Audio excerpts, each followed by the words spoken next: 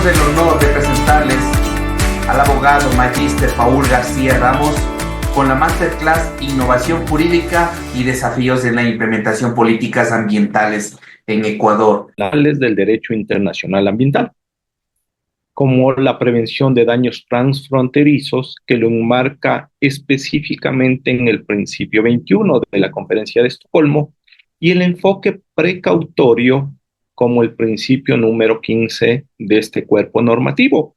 Desde ahí es donde nace y empieza a aterrizar en nuestra norma constitucional.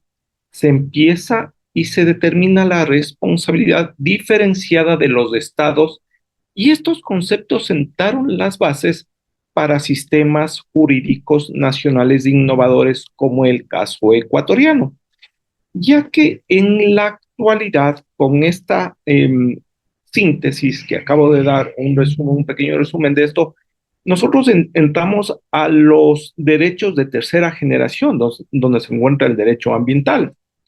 Aquí con esto nace el principio de soberanía responsable de cada uno de los estados, ya que la Conferencia de Estocolmo reconoció el derecho de los mismos a explotar recursos, pero con obligaciones ecológicas.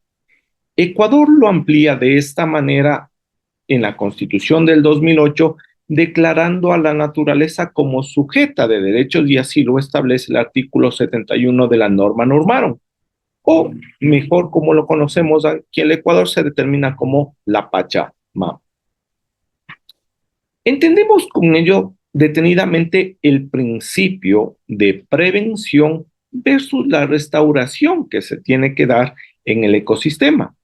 Para esto, dentro de la Conferencia de Estocolmo, en el principio número 6, enfatiza la acción preventiva, y esto nuevamente los constituyentes en el año 2008 lo aterrizan en el artículo 72 de la Constitución de la República del Ecuador, donde se introduce el derecho a la restauración ecológica, incluso compensando a comunidades afectadas por problemas ambientales que se da. Un claro ejemplo es lo que este momento o la semana pasada ocurrió con el derrame de combustible en las costas ecuatorianas. ¿A qué va a llevar esta situación? ¿Cómo el Estado, como política pública, va a restaurar esta situación? Es importante también aquí la participación ciudadana. El principio de 19 dentro de esta Conferencia de Estocolmo nos determina el acceso a la información, y esto se transforma también en el artículo 71, permitiendo a cualquier persona demandar protección ambiental ante autoridades, ya sean administrativas o judiciales. En el campo administrativo, nosotros esto que está plasmado en la Constitución lo enmarcamos con el Ministerio del Ambiente, Agua y Transición Ecológica, los gobiernos autónomos descentralizados provinciales, municipales, la Agencia de Regulación de Control del Agua y cada una de las entidades que están enmarcadas conforme sus competencias dentro del ámbito ambiental. Y de aquí se desprenden muchas sentencias emitidas por nuestra Corte Constitucional. Por ejemplo, el caso Los Cedros y el caso de la Mona Estrellita, jurisprudencias innovadoras. El caso del río Vilcabamba hacia el 2011 estableció precedentes para aplicar los artículos 71 al 74 de la Constitución en litigios concretos específicamente en materia ambiental. Dentro de los flujos ecológicos obligatorios del 10% en proyectos hidroeléctricos, implementando el principio 2 de desarrollo sostenible, que hoy vemos que los países, las ciudades, están enmarcando que la bandera de que se están desarrollando sosteniblemente para el futuro. Es importante denotar que en Ecuador transformó estos principios abstractos que estamos viendo de la Conferencia de Estocolmo en un marco jurídico vinculante, es decir, en la Constitución de la República del Ecuador a partir del artículo 71. Combinación combinando estos derechos occidentales con las cosmovisiones indígenas. Este modelo, aunque imperfecto de cierta manera, influyó en iniciativas globales como el Acuerdo de Escazú y la Declaración Universal de los Derechos de los Ríos, por mencionar algunos, dentro de del amplio bagaje de normativa que nosotros tenemos en materia ambiental internacional. Ahora, dentro de los años 70, la posguerra que se vivió y la creación de las Naciones Unidas, es indispensable ellos o estos dos organismos, estos dos entes, el primero en el tema del tiempo y el otro como un ente que ha ayudado a las naciones a nivel mundial, jugaron un papel crucial en el nacimiento del derecho ambiental a nivel mundial. Después de la Segunda Guerra Mundial, la creación de la ONU en 1945 sentó las bases de la cooperación internacional en diversas áreas, siendo la principal una paz mundial después de haber salido, como todos sabemos, de la Segunda Guerra Mundial, e incluyendo ya como un efecto que va conllevando incluir al medio ambiente ya por una problemática mundial que se estaba viviendo ya y se empieza a sentir en los años 70. Fue en Europa entonces, a partir de esto y los impactos severos que se van dando del desarrollo industrial y postindustrial, los que gestaron las iniciativas de discusión sobre el nivel de tolerancia que va teniendo el planeta dentro de su modelo de desarrollo sustentable y sostenible que deben ir de la mano. Dentro de esto, ya entendiendo un poco cómo nace el tema cómo se da la creación de las Naciones Unidas, del tema de la Segunda Guerra, aterrizamos en un aspecto importante para el año 60, los años 60, donde que aparece el Club de Roma, que no es más que una asociación sin fines de lucro, fundada en 1968, cuyo objetivo era abordar problemas globales a través del análisis científico, por un lado, que es indispensable en el tema en materia ambiental, y la promoción de soluciones sostenibles. Este club puso en evidencia para esos años, con modelos y dinámicas de sistemas, las limitaciones que ya se observaban para esos años en el planeta. Graficaron la sospecha de que no se puede seguir impulsando un modelo de desarrollo que no solo internalice los costos ambientales del desarrollo, sino que además no prevenga el serio deterioro ambiental. Es decir, el club buscaba promover una perspectiva global y de largo plazo sobre problemas entrelazados con el medio ambiente y la economía, siendo que una economía circular que estaba ya afectando en ese entonces al planeta.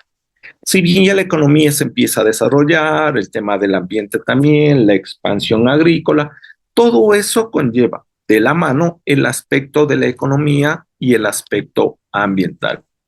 Dentro de los principios de Estocolmo que estábamos viendo, también es indispensable y menester referir dos aspectos o tres principios que me parecen súper interesantes en este momento que les estoy dando la disertación, porque el primero, el principio 2, nos establece que los recursos naturales de la Tierra, incluidos el aire, el agua,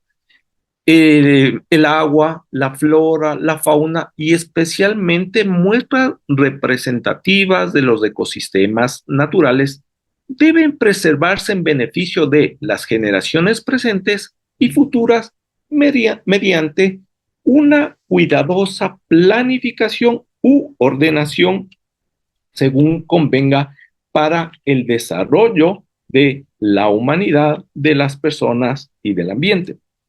Esto quiere decir, ¿qué nos quiere decir este principio?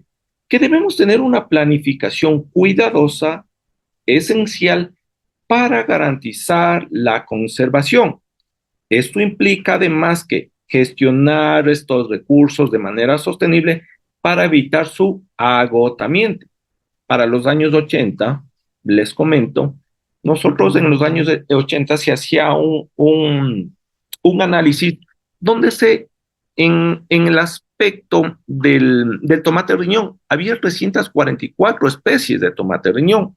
En la actualidad, apenas hay 24 especies porque a lo largo de estos años se han ido agotando porque no hemos sabido manejar de manera sostenible estos recursos o estas especies que nos da la naturaleza.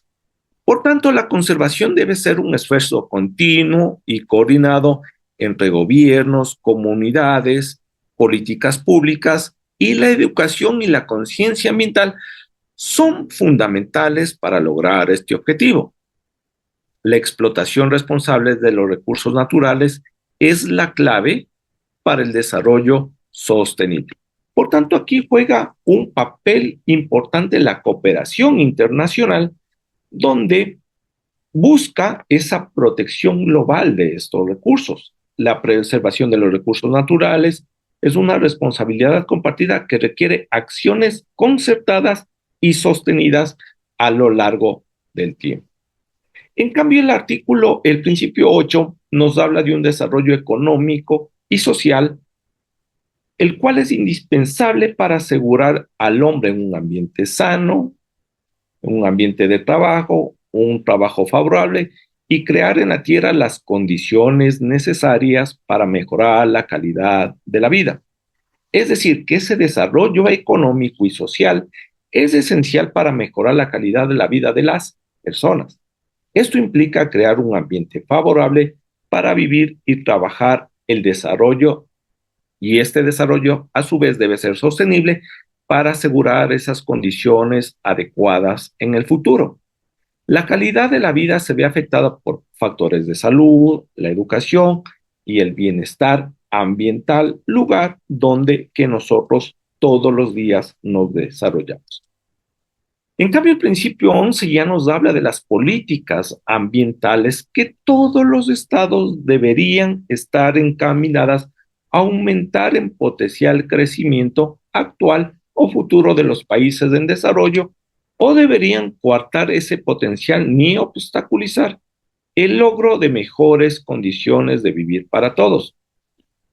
Esto si pensamos en el crecimiento poblacional y el deterioro de los recursos naturales, se ha pronosticado 100 años de crecimiento para alcanzar la saturación planetaria, estimada en el año 2050. El avance tecnológico ha posibilitado ya la conexión e intercambio de experiencias en materia ambiental a nivel mundial. Ahora, para esto recordemos qué pasó en el año 2020, en el tema del COVID, hace 5 años, donde que todos estuvimos encerrados. ¿Qué pasó con la capa de ozono? Empezó a recuperarse, los ríos estaban más limpios, el aire estaba más limpio.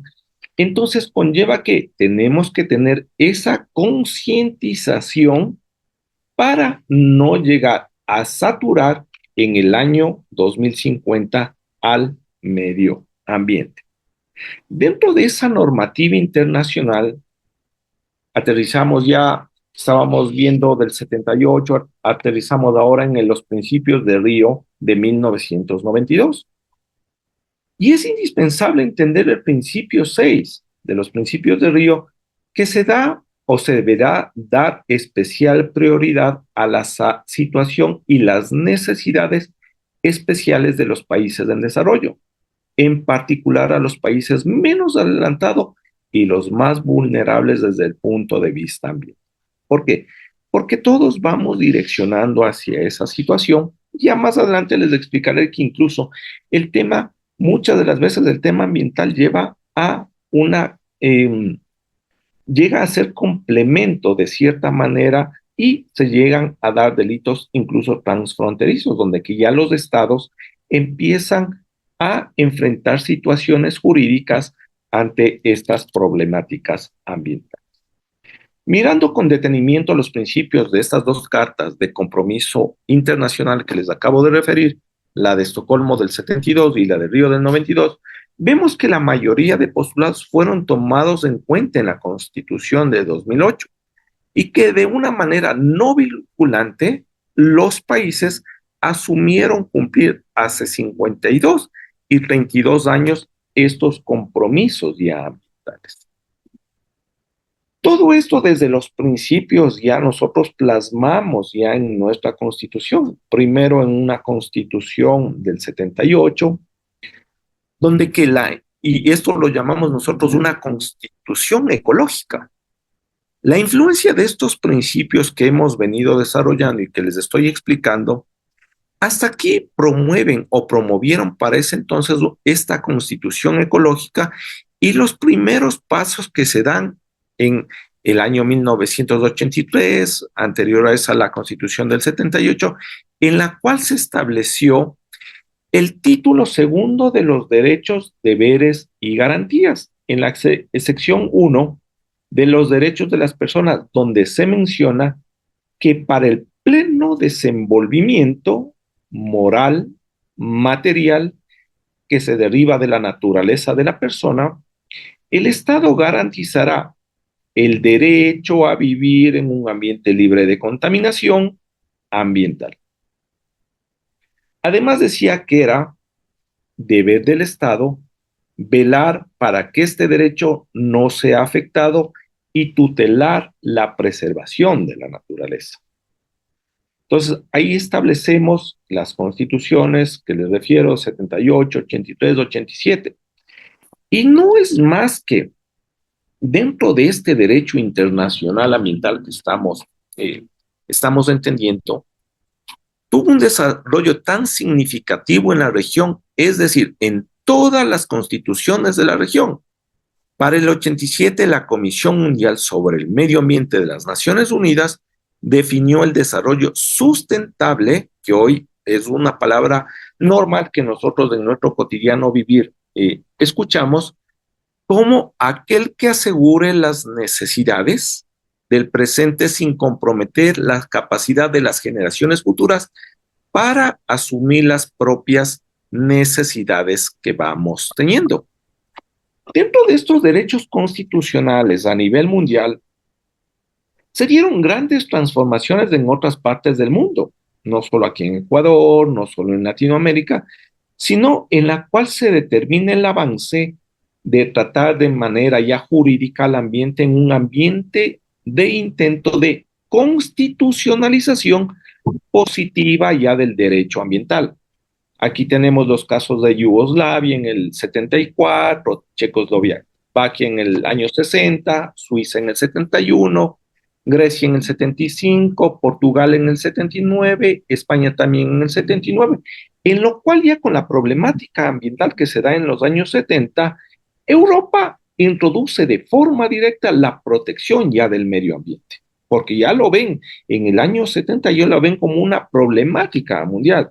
No es que este momento nosotros estemos con el problema del cambio climático, que esté en el tema, hay botaderos de basura todavía a cielo abierto, no están en celdas, y todo eso conlleva a el tema o en el ambiente donde poblaciones, personas se están desarrollando. En Latinoamérica, en cambio, tenemos a Panamá también que se da ese aspecto constitucional del derecho ambiental en el 72, Cuba en el 76, Perú en el 79, Chile en el 80, Honduras en el 82, Brasil en el 87, México en el 87, Colombia en el 91 y Paraguay en el 92. Pero en Ecuador, luego de una asamblea constituyente, ya con el manejo que se le va dando al aspecto constitucional por parte del Estado colombiano, recoge Ecuador también con la Constitución de 1998 muchos de los principios que hemos venido desarrollando hasta aquí y que ustedes hoy pueden entender y comprender. Esos derechos ambientales internacionales a partir de estas cartas y con una constitución corta de tan solo 10 años, en la cual dicha constitución era una constitución de derecho. La constitución del 2008 se convierte en una constitución de derechos. la cual exigía grandes transformaciones materiales en el aspecto ambiental y que finalmente se plasmaron en Montecristi, recibiendo influencia como referí del derecho ambiental internacional, del derecho constitucional comparado, así como no negar de los sectores indígenas, grupos sociales, gremios, grupos ambientalistas, empoderados en aquel entonces, en el 2008, por la lucha por la revalorización de nuestras culturas aborígenes como parte de la biodiversidad biológica y cultural que hablan los instrumentos internacionales. ¿Cómo proteger a la Pachamama? ¿Cómo con la Constitución del 2008 se llega a establecer a medio ambiente, a la naturaleza como sujeta de derechos? A partir de los artículos 71 en adelante de la Constitución de la República del Ecuador, se establece a la naturaleza como sujeta de derechos. Como aquí cualquiera de ustedes saben, tienen derecho a la salud, derecho a la educación, derecho a la vida. La naturaleza también se vuelve sujeta de derechos. Lugar donde se reproduce y se realiza la vida, dice el artículo 71. Entonces la Constitución ecuatoriana marca un hito al ser la primera en reconocer a la naturaleza como sujeta de derechos, rompiendo con el paradigma antropocéntrico tradicional que se manejaba hasta aquel entonces. Este enfoque, inspirado en la cosmovisión indígena del Suma Causay, el buen vivir, establece que la naturaleza o Pachamama tiene derecho que a una existencia integral, incluyendo estructuras y procesos evolutivos en cada uno de sus elementos que lo conforman. Esa restauración ecológica tras daños ambientales, que de cierta manera el Ministerio del Ambiente tiene una infraestructura adecuada para conllevar o ayudar al medio ambiente. La protección estatal mediante políticas públicas y fundamentos constitucionales que se establecen en el artículo 71, donde reconoce o se reconoce derechos a la naturaleza y autoriza a cualquier persona o colectivo para exigir su cumplimiento. Es decir, la naturaleza por sí sola no puede decir me están vulnerando un derecho. Cualquiera de nosotros que estamos aquí en esta sala virtual podemos presentar alguna acción, alguna denuncia para proteger a la naturaleza o a todo lo que conforma el medio ambiente. En cambio, el artículo 72 de la norma Normaron establece la obligación estatal de aplicar medidas de restauración, incluso con participación ciudadana. El artículo 73, en cambio, ya prohíbe la introducción de organismos que alteren el patrimonio genético. Y de cierta manera eso ya se desprende en el Código Orgánico Integral Penal a partir del artículo 245, donde que ya se establece delitos contra el medio ambiente. Entonces, miren, cómo desde ese aspecto constitucional, 425, el orden jerárquico de las normas que nosotros manejamos aquí en el Ecuador, ya se desprende a un Código Orgánico Integral Penal, donde que se va a establecer posibles delitos. Y a la par, incluso se puede seguir a vía administrativa, con el ente rector en materia ambiental. Dentro del desarrollo jurisprudencial, también la Corte Constitucional ha especificado estos derechos mediante fallos emblemáticos. El río Akepi en el 2021, que reconoció al río como sujeto concreto de derechos y declaró vulneración por extracción hídrica no controlada. Los manglares, una sentencia del 2018 que limitó esas actividades productivas en estos ecosistemas, excepto las de subsistencia sostenible. Es, por ejemplo, nosotros se establece ya en el Código Orgánico Integral Penal que hay los grupos no contactados, por ejemplo, que pueden vivir de la casa sin que esto conlleve a que estén cometiendo un delito. Pero nosotros tenemos incluso ya dentro de la normativa un poco orgánica, la normativa ambiental, nosotros establecemos o tenemos los libros rojos, donde que tenemos y se determina qué animales están en peligro de extinción y nosotros no podemos atentar contra la vida de estos animales, no podemos tenerles en nuestra casa Un claro ejemplo es el venado cola blanca, que hace unos 3 años aproximadamente había este venado cola blanca en una ciudad, en una casa en la ciudad de Santo Domingo. Entonces entró la unidad de policía de medio ambiente, le rescató al animalito y la persona fue sometida a un proceso judicial. El caso de la mona estrellita también en el 2022 extendió la protección a animales silvestres prohibiendo su domesticación, porque antes o era cotidiano usualmente que encontremos loros, pericos en las casas, en las aulas, eh, y esto conlleva que mucho ya se ha concientizado porque conllevaba a que esto sea encaminado en un proceso administrativo y penal a la vez. Se pueden seguir las dos vías, no hay un doble juzgamiento en esa situación porque no se establecen los requisitos dentro de los parámetros para un doble juzgamiento. Dentro de eso también es importante hablar y determinar los mecanismos de exigibilidad. ¿Cuáles son estos mecanismos de exigibilidad? Lo que les decía, la naturaleza por sí sola no puede representar o no puede decir se está haciendo un vertidero de aguas servidas acá sin que exista una planta de tratamiento de aguas residuales, las PETAR que nosotros conocemos en el ámbito en el campo ambiental, sino que nosotros podemos ya presentar acción o alguna acción de protección. Cualquier persona puede presentar sin necesidad de mostrar interés jurídico directo. Y ahí es importante dónde nace el tema de los amicus curiae, en donde que expertos en el ámbito de derecho, técnicos, aparecen y dan su punto de vista, porque el desarrollo ambiental aquí en el Ecuador recién está tomando paleta y plataforma para poder llevar adelante. Y es así que los juzgadores muchas de las veces necesitan el apoyo de estos amicus curiae para poder determinar, ver qué acción va a conllevar la sentencia que estén encaminados según las pruebas que presenten y poder determinar el fallo dentro de las acciones de protección que se presenten. Solo falta la mochila del entrenamiento. El tema también se va dando un poco al aspecto administrativo también. Hay denuncias que se presentan en el Ministerio de la Venga, Simón.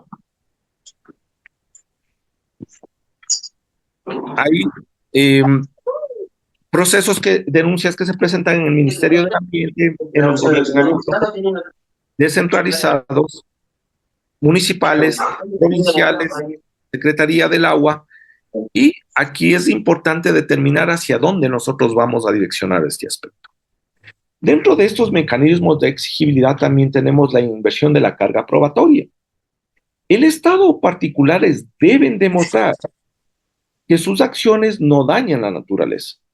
Si entramos a un aspecto administrativo, sabemos que el Estado, al igual que un proceso penal, en el aspecto penal, Fiscalía debe romper el estado de inocencia. En el aspecto administrativo, un ejemplo que les pongo, si ustedes no pagan el tema de sus impuestos, no han hecho la declaración del IVA, el Servicio de Rentas Internas les va a notificar y les va a decir que justifiquen el tema de la prueba, porque ellos no tienen, ustedes no han declarado ese. Pero la inversión de carga probatoria en materia ambiental cambia administrativamente. Porque el Estado, los particulares deben demostrar, o quien esté ejerciendo esta actividad, que sus acciones no dañan la naturaleza. Es decir, que el ciudadano, el operador de la actividad, debe demostrarle al ente rector que las acciones que él está conllevando la actividad no están afectando de tal manera a la naturaleza. A esto conlleva de la mano la reparación integral, que incluyen medidas como reforestación, prohibición de actividades nocivas, monitoreo científico, la toma de muestras por ejemplo, toma de muestras de agua, que se hace las muestras del agua, por ejemplo, de un río que entra a una propiedad, se toma el ingreso a la propiedad, se toma la muestra dentro de la propiedad y se toma otra muestra, una tercera muestra a la salida del agua de esta propiedad, para ver cómo va alterando el pH, para ver cuántos grados o cuál es la afectación que va efectuándose por la actividad productiva que está efectuando este ciudadano o esta empresa. Con esto, entendiendo ya el aspecto de los mecanismos de exigibilidad, la inversión probatoria, la reparación integral, es importante entender cómo la visión antropológica, el buen vivir, el summa causae, encamina a esa visión antropológica en el derecho ambiental. Se refiere, como les decía, a esta cosmovisión indígena que mueve la armonía entre el ser humano y la naturaleza.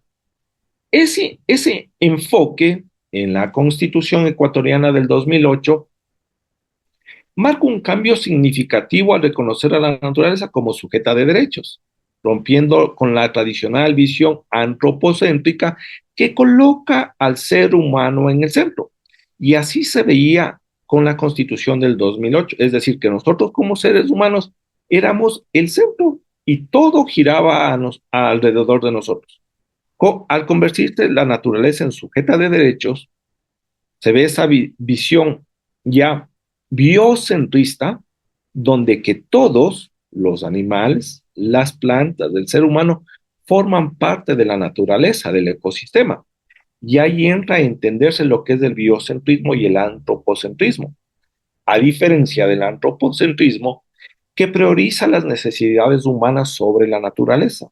El buen vivir, el summa causae, adopta una visión biocentrista donde todos los seres vivos tienen valor intrínseco y deben ser tratados con respeto y equilibrio.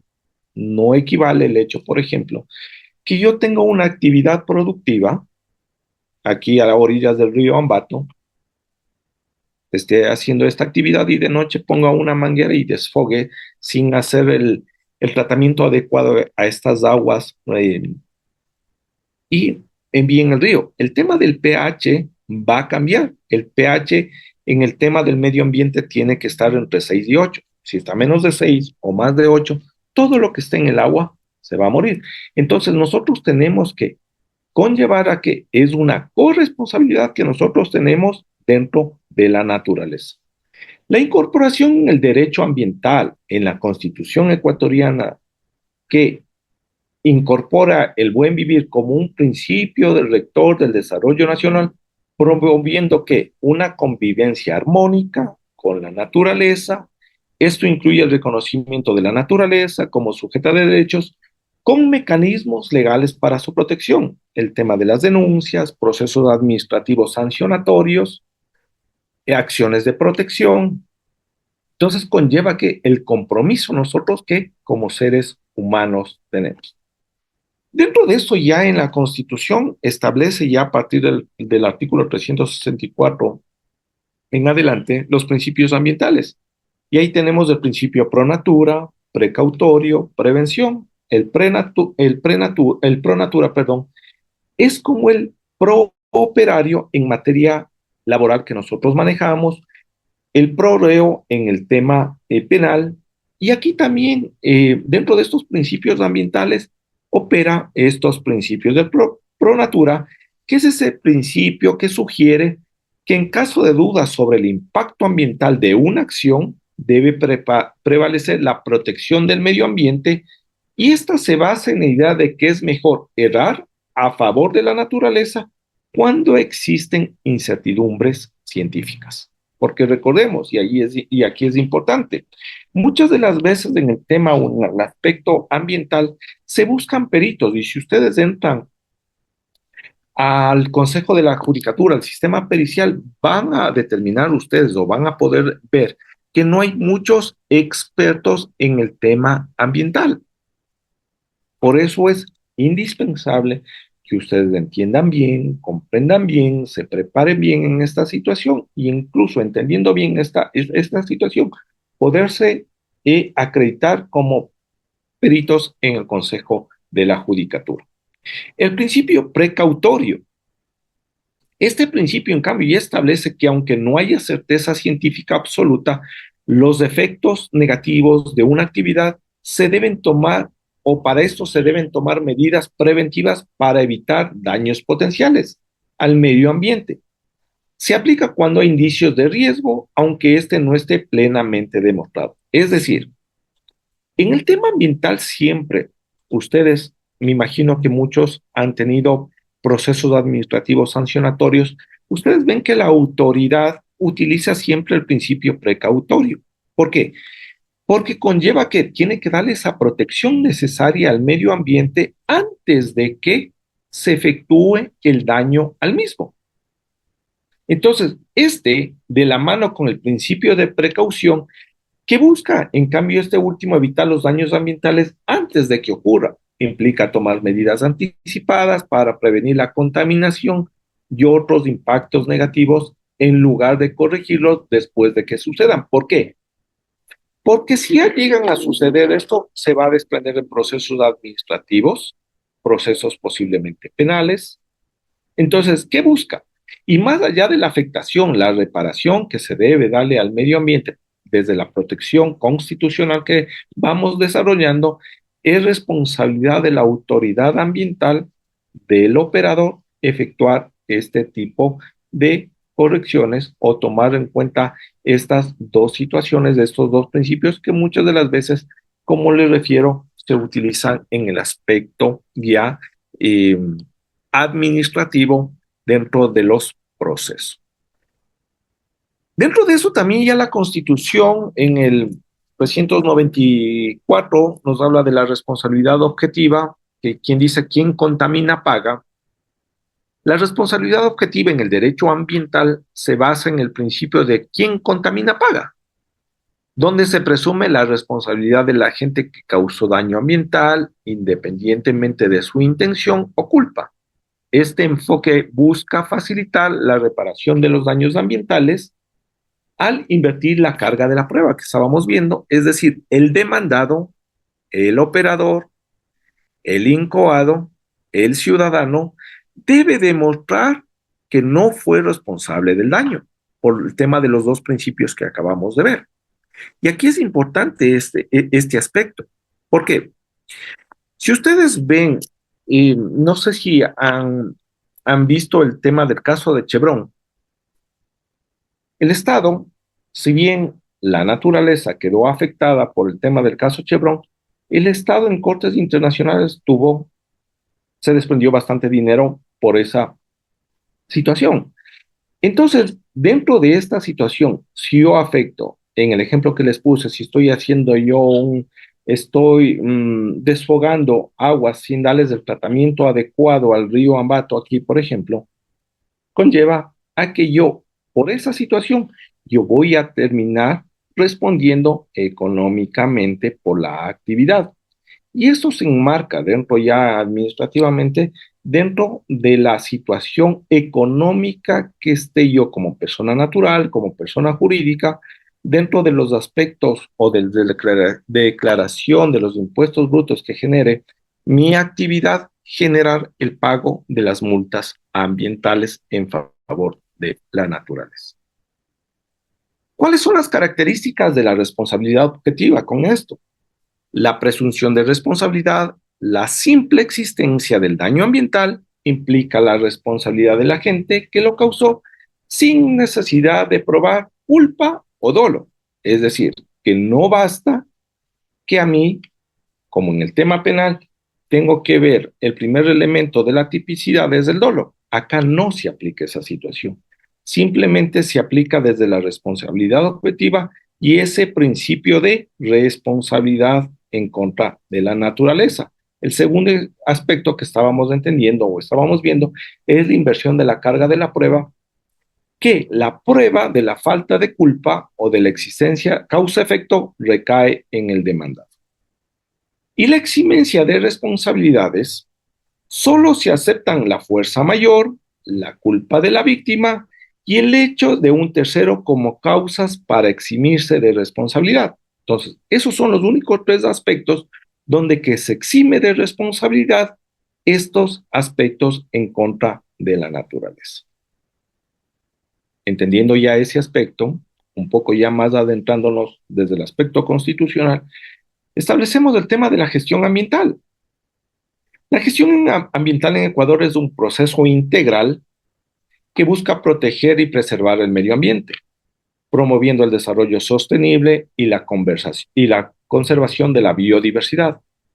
Para esto, el marco legal, código, está la ley, está el Código Orgánico Ambiental, la ley de minería, su reglamento, la ley de aguas, son fundamentales para establecer las directrices sobre evaluación del impacto ambiental, protección de áreas naturales, gestión de residuos, derivando esto a su vez en instrumentos de gestión, incluyendo evaluaciones de impacto ambiental, permisos, licencias, registros y programas de manejo ambiental. Aquí un aspecto importante sobre la participación ciudadana, en la que dentro de esta tramitología que se da en el aspecto ambiental, se pretende fomentar la inclusión de las comunidades en la toma de decisiones ambientales a través de consultas públicas. Y eso es lo que ocurrió hace 2 años, que nosotros incluso entramos a una consulta popular sobre el tema eh, ambiental. Para esto, el ente responsable, conforme sus competencias, Ministerio del Ambiente, gobiernos provinciales, municipales, conforme el tema de las transferencias de competencias que se dieron en el año 2015, realizan inspecciones regulares y monitorean actividades que podrían afectar el medio ambiente, imponiendo sanciones en caso de violaciones. Si bien en el tema van, hacen una inspección, derivan en informes técnicos, actos de simple administración, que derivan en procesos administrativos sancionatorios, y a su vez, si hay algún incumplimiento que derive a un proceso, se va a derivar a la autoridad competente sobre un posible delito. Los instrumentos económicos también aquí es importante, porque las actividades que nosotros o las empresas van desarrollando incluyen incentivos fiscales para promover prácticas sostenibles y tecnologías limpias. ¿Cuáles son ahora los instrumentos de control? Auditorías ambientales. Yo tengo una empresa, me pongo yo una lavadora de carros, yo tengo que saco un permiso, un registro ambiental, porque mi actividad va a ser de bajo impacto. Yo tengo que presentar la primera auditoría al año, luego cada 3 años. Entonces, aquí se da un sistema de monitoreo donde se asegura el cumplimiento de los estándares ambientales. Es decir, no basta que yo saque el permiso en el gobierno autónomo provincial por el tema de la lavadora, sino que yo tengo que informar a la autoridad que estoy efectuando. Por ejemplo, tengo una lubricadora, hago cambios de aceite. ¿Qué pasa con el filtro? ¿Qué pasa con los aceites que estamos sacando de nuestros vehículos? ¿Quién es el gestor? Es la persona que se va a ir llevando los filtros, que tiene que entregarme un documento que se llama manifiesto para yo descargar el hecho de que estoy cumpliendo con el medio ambiente, y el gestor determinará igual en esta cadena a dónde lleva y dónde determina la disposición final del aceite usado y de los filtros. Entonces, ahí cumplimos este sistema de monitoreo que aseguran estos estándares ambientales. La conservación de la biodiversidad. Ecuador, hay que destacar, es uno de los países con mayor biodiversidad, y la gestión ambiental es crucial para preservarlo. El cambio climático es interesante, y eso es lo que nosotros estamos desarrollando, y estamos preocupados hoy en esta situación, porque vemos que los nevados se están derritiendo, hay más cantidad de agua. Entonces, es importante abordar la mitigación y adaptación al cambio climático para reducir riesgos y dejar o generar las huellas de carbono que nosotros vamos determinando por las actividades que vamos realizando.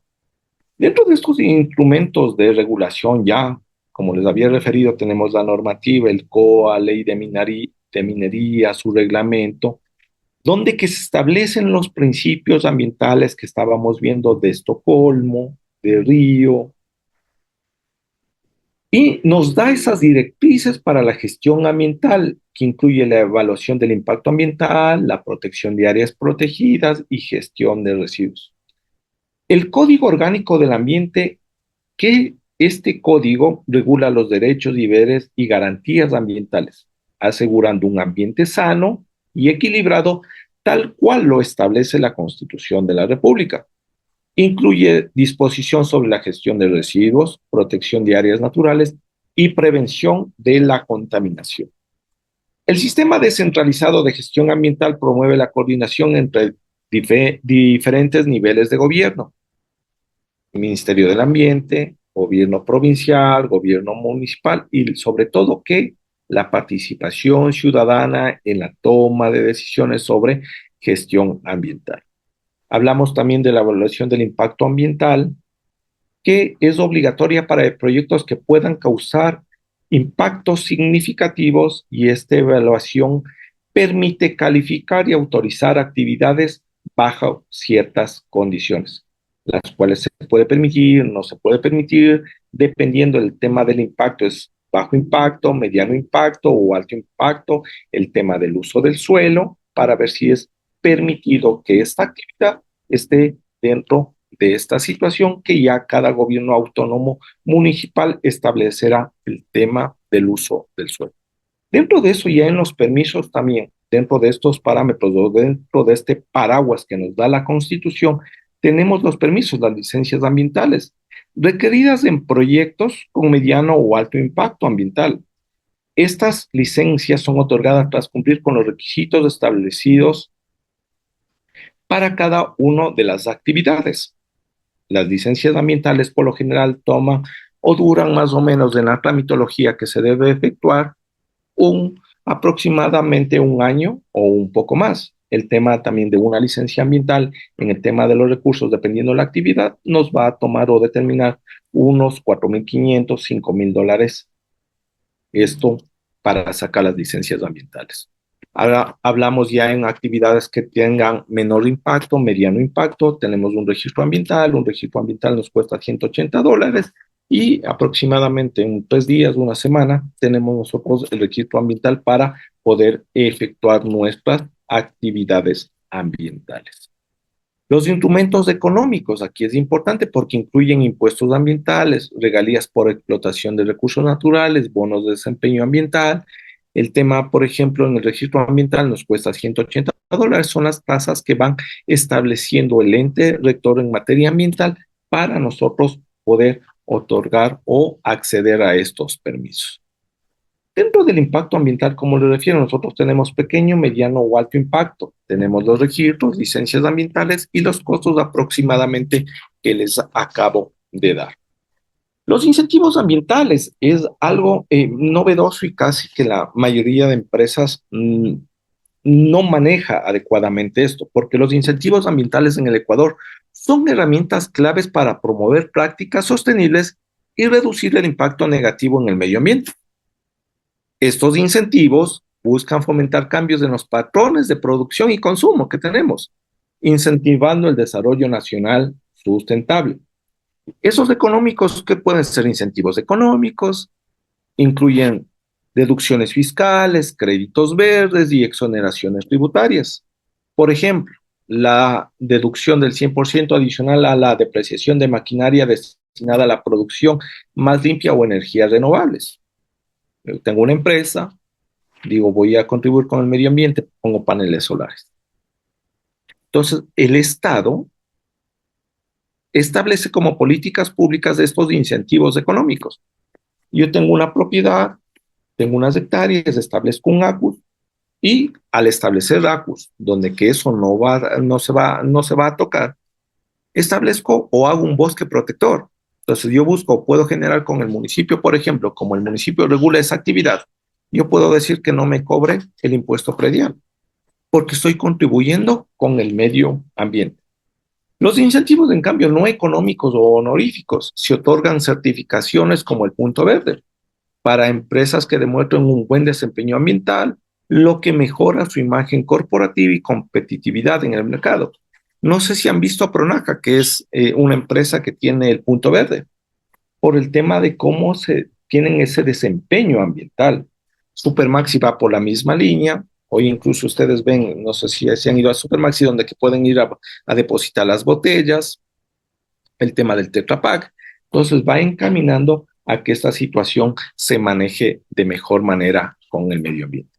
Las certificaciones y reconocimientos de estos incentivos reconocen a empresas que implementan prácticas ambientales responsables como la producción más limpia y les permite utilizar el logo Punto Verde para promocionar sus productos y servicios. Es importante, y aquí es de entender nosotros como ingenieros de abogados que estamos en la sala, es el hecho de incentivar a estas empresas que hay incluso organismos internacionales que mandan o con el trámite respectivo se puede gestionar para acceder a dineros muy importantes en beneficio de la empresa y del medio ambiente por contribuir con el medio ambiente. Entonces, esto es importante también entender. Finalmente, para ir cerrando por el tema del tiempo ya, tenemos a las áreas protegidas y a la biodiversidad. Las áreas protegidas en el Ecuador son fundamentales para la conservación de la biodiversidad, ya que abarcando un 19,42% del territorio nacional, lo que incluye parques nacionales, reservas ecológicas, refugios de vida silvestre y áreas marinas protegidas. Estas áreas no solo protegen especies únicas de flora y fauna, es el caso de Galápagos, sino que también promueven servicios ecosistémicos esenciales para la regulación del agua y el turismo sostenible dentro de las políticas públicas que establece el Estado conforme lo estamos viendo desde la Constitución.